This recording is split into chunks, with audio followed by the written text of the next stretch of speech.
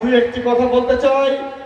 আপনারা জেনেছেন ইতিমধ্যে 1991 সালে বাংলাদেশ জাতীয়তাবাদী দল এই সিটে জয়লাভ করেছিল আমাদের সাবেক মন্ত্রী মরহুম এম মজিবুর হক। তারপরে আর কখনোই আমরা এই সিটে জয়লাভ করতে পারিনি। এমনকি 2001 সালের পরে আর কোন নির্বাচনও বাংলাদেশে হয়নি। সব ভোট চোরের দল, আপনাদেরকে ভোট দিতে দেয়নি, অথচ তারা বলে সব ভোট নাকি তাদের। ভোট যেখানে হয় নাই, ভোট কিভাবে তাদের হইল সেই প্রশ্ন তো আপনাদের কাছে আমি রাখলাম।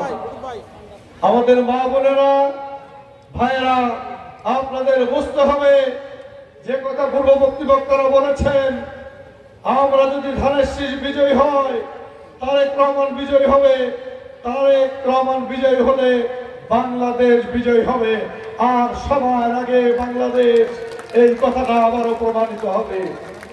সেই জন্য আমি আপনাদের কাছে উদাত্ত আহ্বান জানাবো, সকল ভেদাভেদ ভুলে আমরা আসেন একসাথে ধানের শীষের পক্ষে লড়াই করি, মানুষের দ্বারে দ্বারে যাই, মানুষের কাছে বুঝিয়ে বলি কেন বাংলাদেশকে বাঁচাতে হলে ধানের শীষকে ভোট দিতে হবে।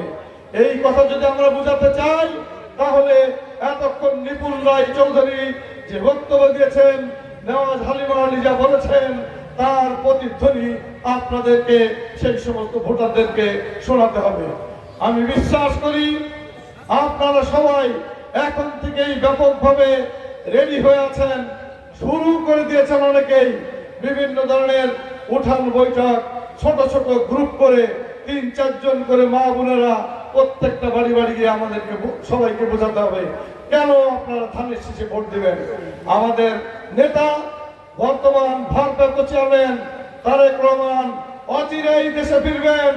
আমরা কি সবাই তাকে আনন্দের সাথে দেশে ফিরতে দিতে চাই?